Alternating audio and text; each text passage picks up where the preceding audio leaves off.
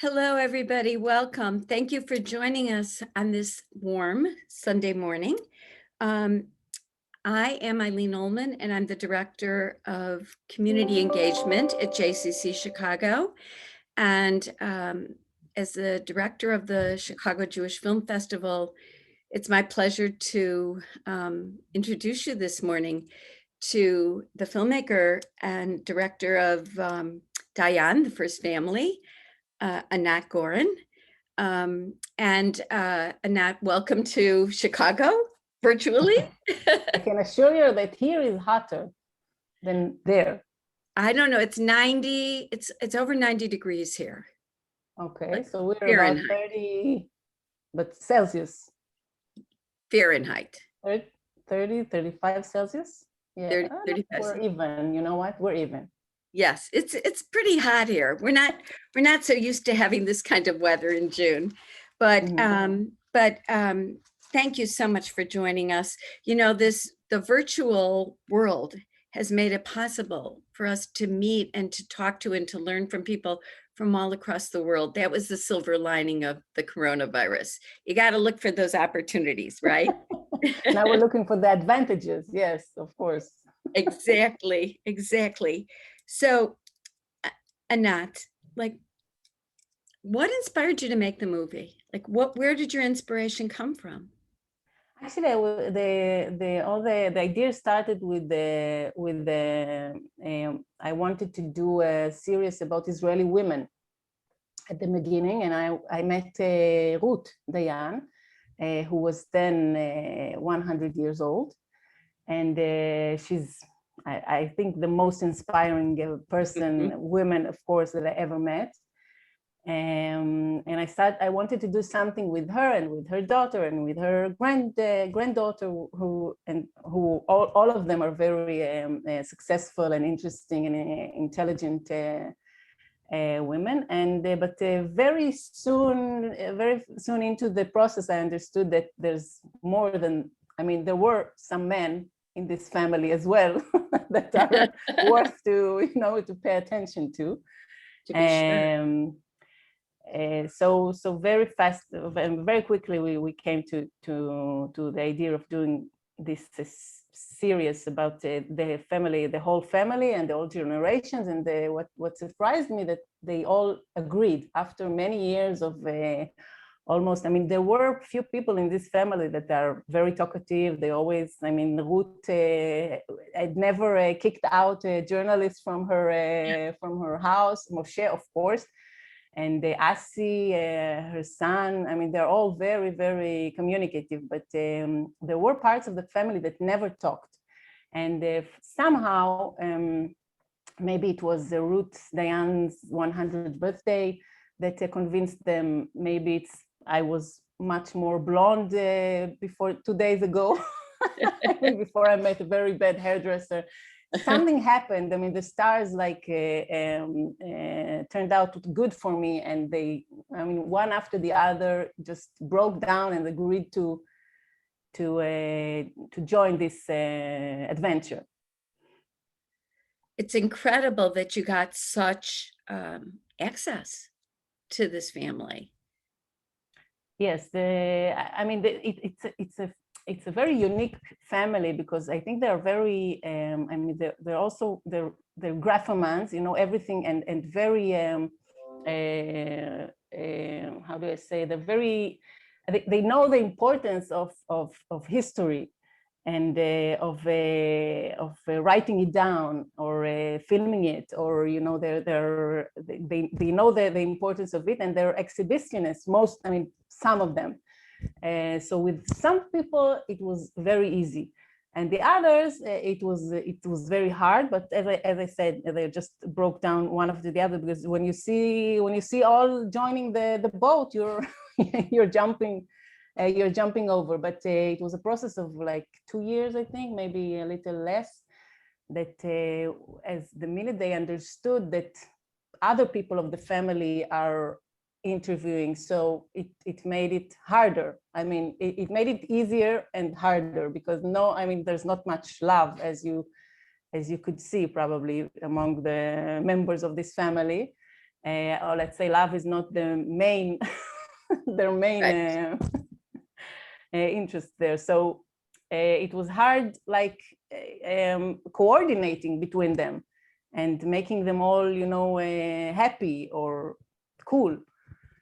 So that was the hardest thing in this making of this series, of making everyone, you know, calm. So who was the easiest one to talk to? The easiest one was Ruth. Ruth? She, you know, she's speaking about this family for like 20 years, 80 years, since she's 20 probably, and met Moshe Dayan. So she has her stories, she has her perspective, she has nothing to lose. She had nothing to lose then. So everything was open to me, and there's nothing you could not talk about. I mean, it's her version, of course, and other people see it differently, but her version is very solid. And the others, I mean, it was very easy talking with Yael, for example, but you always keep in mind that she has her own version of the story. She's like the protector of her father, and you cannot move her from her position. And she's like the one who's responsible for whitening all his sins for the last 47 years. And so you had also to deal with this, with everyone's, you know, perspective, different perspective, because she's the only one in the family that is so gentle with him. All the rest are, you know, has their criticism, has their thoughts about him, and has their, you know, bad feelings about him. But she's still his daughter. Well, it's that, like, you know, it's the psychology between a father and his daughter. I felt like it.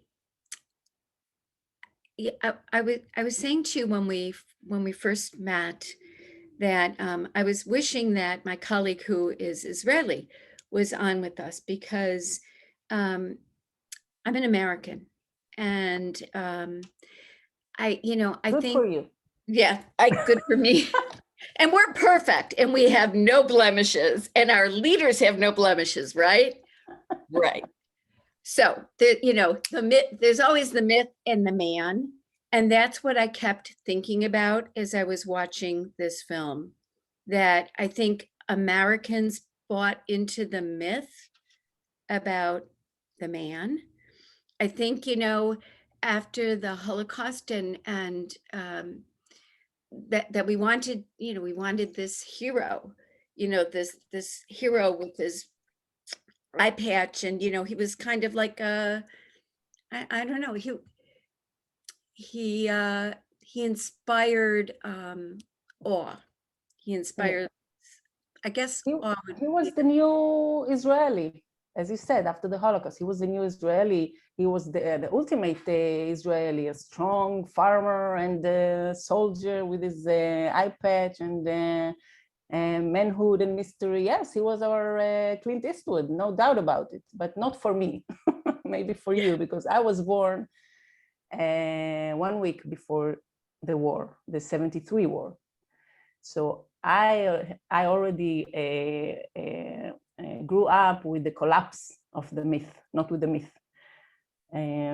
Because you cannot, I mean, there's the family before Yom Kippur and after Yom Kippur. There is the country before Yom Kippur and after Yom Kippur, and that's also something that I try to do along the series. This balance, this equivalence, this the history that's always a parallel between us and the family.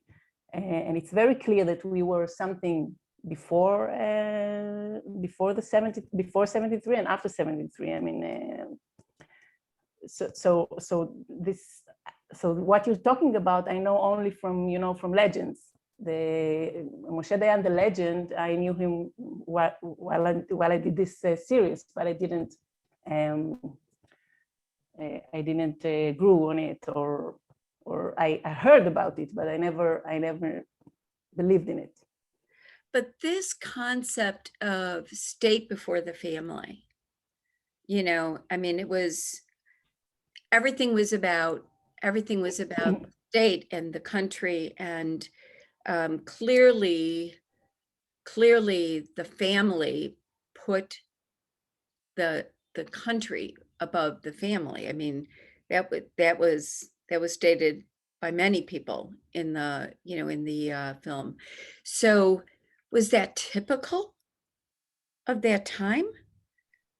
Um, I'm not sure, but I mean, I'm thinking about my family. My grandfather also was killed in the Golan Heights in 53. But after he was killed, my grandmother, I mean, the most important thing was to preserve and to maintain and to keep her family. And the basic, the main theme of this family was loving each other. And this family did not. I mean, in the beginning it was sacrificing everything for the country. But when this ended, there was nothing left, as I see it. I mean, because they are very sorry, excuse my English, it's very hard for me and I didn't do it for long. Okay. Your English is way better than my Hebrew, so. There are a bunch of, I don't know how to say, I mean, they're very talented and beautiful and intelligent and full of charisma, but they're narcissists. I mean, the narcissism is very, very strong there in their genes. And I think that's the main thing. If I can think of something that is, you know, is connected to everyone, is this characteristic. But do you see it? So we watched the first two of the series, and so my question to you is, from the first two of the series, I did see love between the two who were like talking to Ruth, and you know, they were mapping out the family, and they seemed to have a warmer relationship. Do you feel like that's true, that who are the you talking about, Ruth and two, when they were when the sons grandchildren when they were like interviewing their grandmother, yes, they seem to have a warmer relationship. Ruth is a consensus in the family and in the country. There's no doubt about it. And her grandsons are, I mean, they love her very much. Her sons, I mean, her elder son, I don't know, I think you saw it already, Yes. as Udi. Yes, Udi. He's the one who says that it was not a family. I mean, it all was for the country. He didn't have father or a mother, and they sent them to camps and to boarding schools and things. But this, I mean, after Moshe Dayan, I mean, the best is before you. You know, the collapse of the family is before you. Right. So only 2 chapters, but you'll see that when Moshe Dayan is leaving this family, everything is, I mean, there's nothing left, and then Ruth becomes the head of the family, keeping her sons together and her how do you say, the wives of her sons together and everyone, but I mean, I mean, it's not in her hand. Everything you'll see. I mean, these parallel routes are very precise. You know, you see everything collapse. You see the family collapses, and they're starting to divorce, and there's a lot of bad blood between them all. And I think it's very, very symbolic. But for sure, Ruth, until the day she died, was. I think she's the myth. Well, I think she perpetuated the myth for sure. Yeah, for sure. You know, let's the lioness story. Like I had never heard that story before, and so I mean, it was kind of a metaphor. I mean, Was it true? Is it true? It's a true story. We even had the lioness on film. It's the real lioness. Yes, it's very symbolic. It's a family that had it all at that time after the '67 war. He was our hero as your hero and as the world's hero, and they can do anything. Yeah, I don't know much more about this story, but it's I thought that it would be a good idea to start with this story, as you said, as a symbol for this family, and then the arrogance maybe, or the ignorance that would come later, that you see it very specifically. You will see it in the chapters between the two wars, between the '67 and the '73, the blindness that Moshe Dayan is I don't know, acting, and I'm out of words, so. Well, we're starting to get questions, and I do want to tell everybody, if you have questions, please put them in the chat, and I will pose them to Anat. How did Dayan reach such heights in the military? Like, what in his background got him there? Because he was a farmer. So Uri Avneri says it's very nice. It's the fact that he was a mapainik. He was from the Avodah, from the Labor Party, and Ben Gurion was from the Labor Party. That what I mean, get him high in the rank, and of course the eye patch, as everybody said. It was like this. He was like a hero. He was mysterious, and he was a good general. I mean, when you ask people who knows Israeli military history, they do tell you that Moshe Dayan would be one of top 5 military men in the history of Israel, and building the IDF and everything. So it's a combination of this political spot that he was in, and a lot of he was very brave. He was very יצירתי, how do you say, like, with good ideas and very inventive. He was a strategist. He was a strategist. And inventive. I mean, he built an army from nothing, and he had his own strategy. I mean, new military strategies, and he was inventing it from scratch. I mean, he definitely found his milieu. He said on the camera, there's nothing better than war. Like that was his comfort place, which most people would not agree to. I don't think if you ask most people, they would say that was like the best time for them. Yes. I mean, I think that said a lot about the man. And you do have to wonder. I mean, I know that Ruth said that, after he was hit in the eye, like that she felt like the frontal damage that had been done to his temporal lobes, that, he was a different man. I don't know, you do have to wonder. You do have to wonder, like, what would have happened had he not? I mean, that was such an odd thing to happen.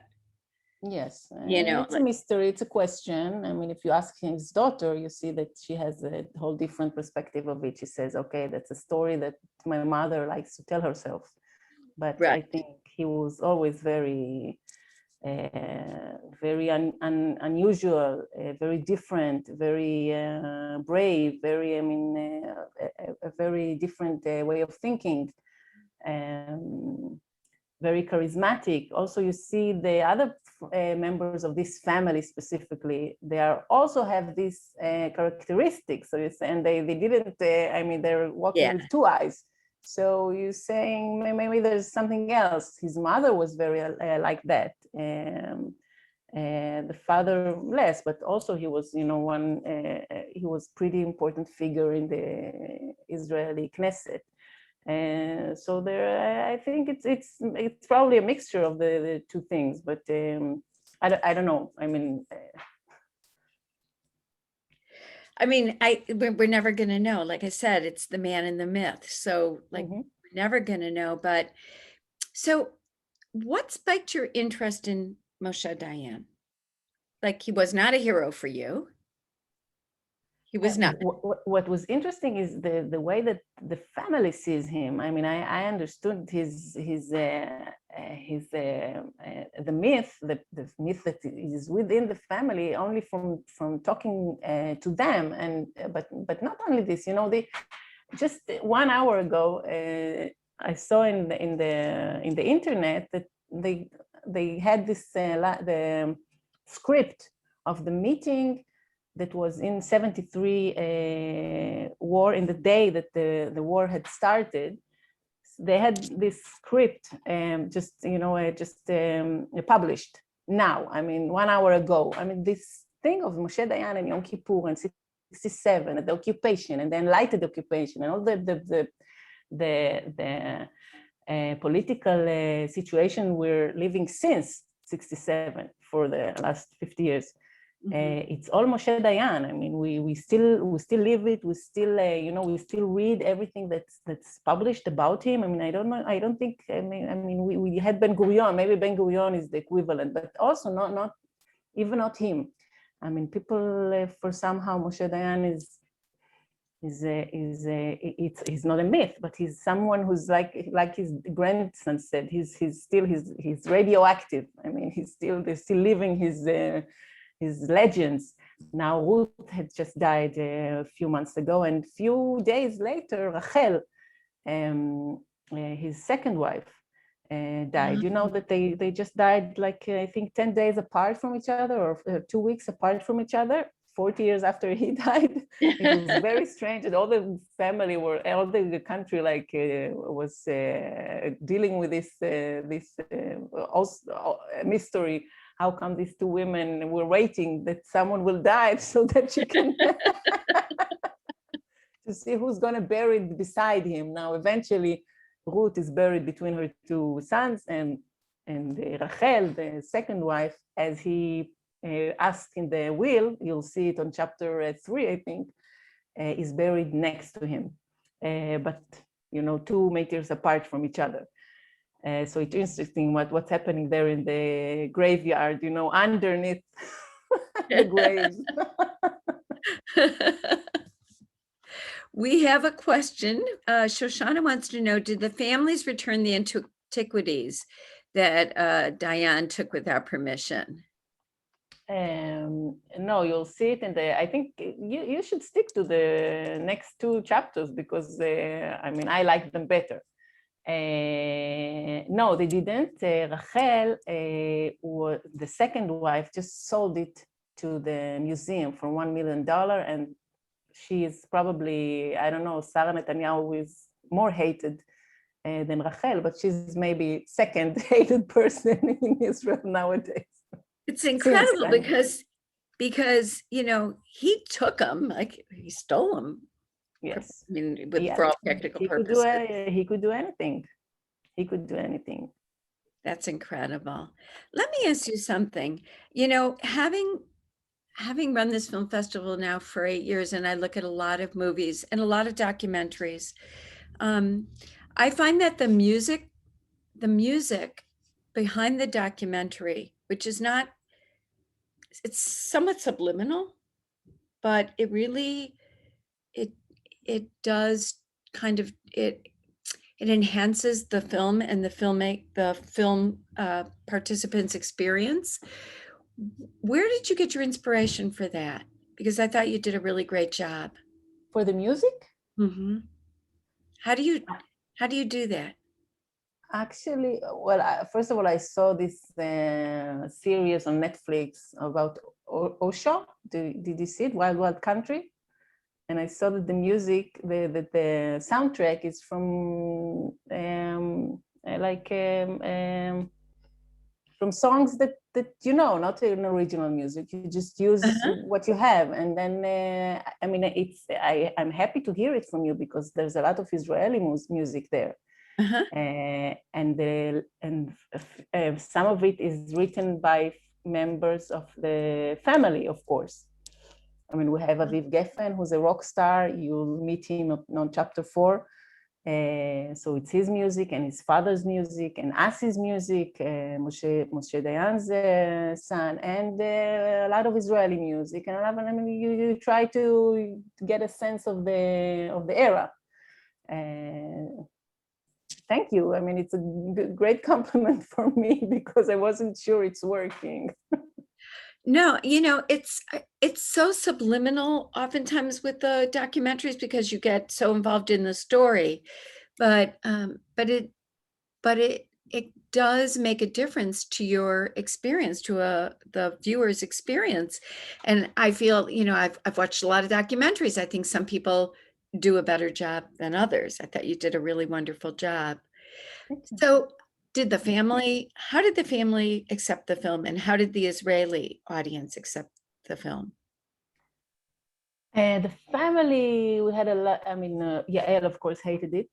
I was sending her the series before screening, before the premiere, and she decided not to come to the premiere, and she told her mother not to come to the premiere. We had a lot of bad blood in the PR of this before the series went out. She thought I wasn't emphasizing her part in the history, Yael's part, because she is, you know, she's for a specific community in Israel, the gay community in Israel. She was a very major factor.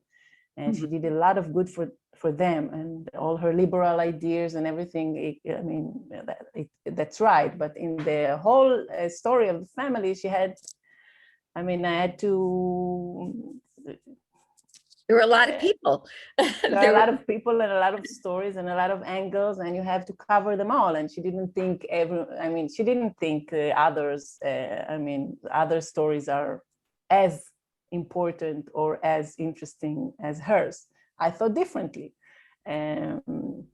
So we didn't talk since, but with Ruth, of course, I went to her after the series, after she saw it all, and it was very friendly and loving. She was an incredible woman, and her house was always open, and she said, well, it's water under the bridge. I've heard everything, and I know everything, and everything's cool, and everything's fine, and don't worry. And she was very sweet to me, and I think parts of it she did like, and parts of it she didn't. I mean, fair enough. You know, you presented a lot of different perspectives, and each person in their family saw it from a different perspective, you know? I mean, so you could understand that maybe she didn't like it.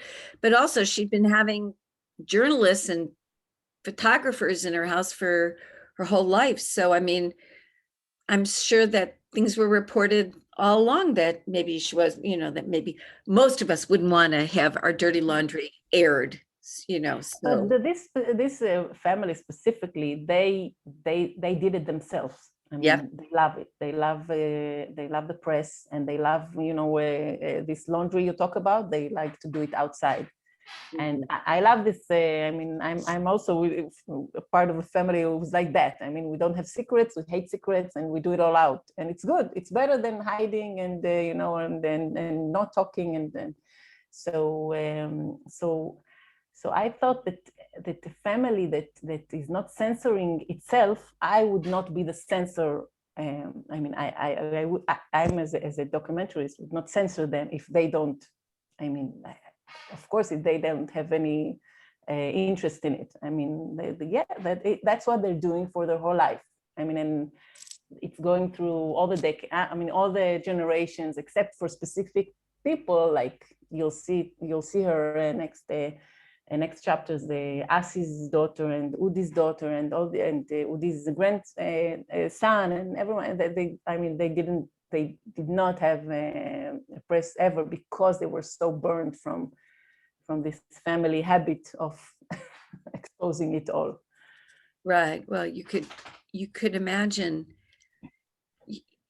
I guess I can't imagine. I can't imagine having lived life under a microscope, but also not only a microscope. I mean, this is more than paparazzi. This is invited paparazzi. So this is, you've invited this into your house. So I can't imagine living so much in I guess like a fish pond, where everything is exposed. But it's also part of our, of the press interest. I mean, and they're like feeding us because they are very talented. I mean, most of them are people who create movies and poems and rock and roll and the arts and whenever you have to promote your work, you are being asked about the family, about Moshe Dayan and about Ruth Dayan and about it. So yeah, it's a good promotion. I mean, being a Dayan member. Right. So tell me, how did Israelis accept? How was the film received in Israel? The audience loved it. We had a lot of viewers on VOD and stuff. The criticism said it's a little gossipy, which I accepted. I mean, there's a lot of gossip in there, but yeah. I think whenever it's human and it's a story of a family and of characters and of personalities and of this kind of personalities, it has to be, I mean, every good story is, you can call it gossip. So I try to take it as a compliment. I loved it very much. I mean, so, but the audience loved it, and we're just going. I hope we're going to air it soon. Again. Does it get aired in the movie theaters or on television in Israel? No, on television. On television. Yeah, so much that's happening now in the, the film and the video industry is happening on television in Israel. You have the best TV. I'm very envious. At least the best TV. Nothing else is,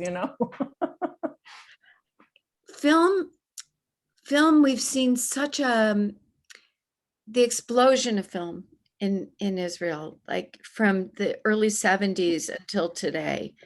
Amazing. Yes. There are a lot of talents here, and there are a lot of issues here. I mean, the politics, the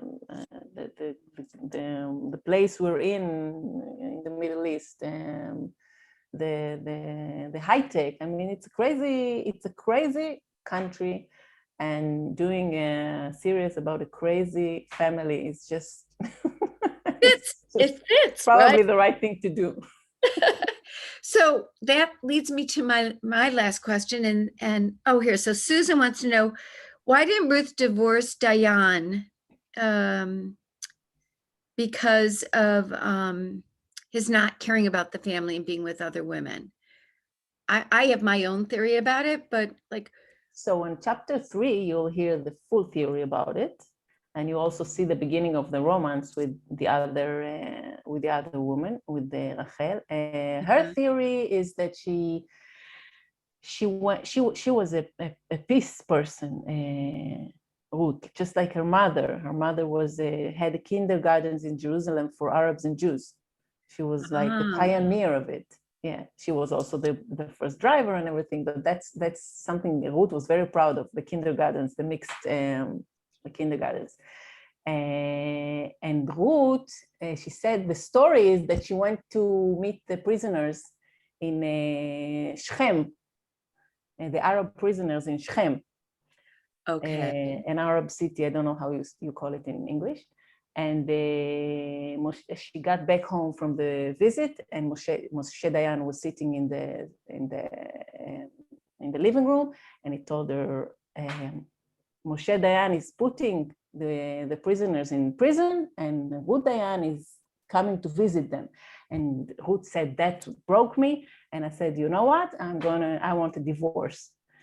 And then she went to a show or something. And when she went back, all was set. I mean, there was like, she forgot all about it, but there was already a paper signed with the lawyer's paper, and she just had to sign. So that's her version, that it was all political. But Yael says differently. I mean, she said, I know a different story. I mean, it's not about politics, it's probably the other things, because he was with Rachel for many years by then, with the other woman. And it was a known fact to all. I mean, yes. But she also, look, she was a force on her own, but also, she was with a powerful man. I mean, she must have gotten, I think none of us lives in anybody else's relationship, let's face it. But whenever a woman stays with a man who is like clearly, openly, kind of flaunting it in her face, you have to imagine that there's something that woman is getting from that relationship. Yes, of course. I mean, and until the day she died, she said, I love him and I still love him and I forgive him. And that was who he was. I mean, and of course, she was still, in her eyes, his woman, his wife, until, I mean, although they were divorced at, I think at 1970, or I don't remember exactly. Before the 73 war? Yeah, 73 war, he was already with Rachel. And the family is saying that's the whole story. I mean, 67, he was still with my mother, and 73 was not So his anymore. failure was because he was with that other woman. Of course. Who was very, tacky, you say, tacky, like she was very like European, and he started to, I mean, she did like a metamorphose. She took this farmer and made him like an aristocrat, a politician and everything. So the family is blaming it on her, of course. And again, we're never going to know. The truth lies someplace in between, I'm sure. And also Mesquite, she was the head of Mesquite, and she got a lot of connections around the world because she was Moshe Dayan's wife, and she went abroad and raised money for Israel. And the Dayan, as I said, Dayan name opened many doors then, but not anymore. For sure. So you know what? We're getting lots of comments. People want to see the next few episodes. Yes, you should. So we are going to show them. Everybody who's listening, we will show them. I will make arrangements, and we will show them later on this summer. So because I think, in America, we know less so about this family than you do in Israel. In the same way that, like, we're all, the Kennedys, Roosevelt, like all those leaders in America that, people are so curious about and read about all the time. I think, we stopped at the myth. We stopped at the myth with Moshe Dayan, and good for you. It's better to stay with the myth. Sometimes that's more comfortable, right? Wouldn't it be wonderful if they were all as wonderful as, as the way that they froze in our minds? Yeah, if the present is not so, so great, so at least the past, let's keep it beautiful. Exactly. No, not really. No, we really have to live in the real world. What are you working on now? I'm curious. Actually, I did before Dayan. I did a lot of political movies. That's my specialty, if you can say. But now the Dayan family had just left me without energy at all. to to deal with people. So I'm doing a series about a very I don't know, for me it's like another myth actually, but from the music side of things. His name is Shalom Chanoch, and he's I don't know if you know him, but he's like 55 years already. Is like the most interesting singer, songwriter, and musician in Israel, and I'm doing a 3-chapter series with him. He's 75 now. With Ruth, I started when she was 100. So right. I found this young guy, this young man, to start with. He's only 75. It was funny because when I did this series, so I started because of, people are going away sometimes. So I started with Ruth, she was 100, and then Uri was 93, and then I started with all the I went like you're just going down in age, going down to have them all. Well, you're a great documentary maker, and like you clearly have whet Chicago's appetite to learn more. So I hope that, when do you expect that to be out? When do you expect your next documentary to be out? I hope in September, October. Were you able to film all throughout COVID, or did that really? Yeah, actually it did good. I thought in the beginning it would be very bad, but we just now realize how nice was this period. So also for Shalom and for me, it was very nice because he wrote another album, and he wrote a lot of new poems, and he was working all this time, but not in a public, not in a how do you say, like shows. He didn't go on stage, but he did whole different things. And it was very weird in the beginning, shooting it in Corona, and we were like shooting while Zooming, like we do, you and me, and but it went to different directions. I really like what, the Corona was inside the film. I think it did it good, better than bad. I'm excited.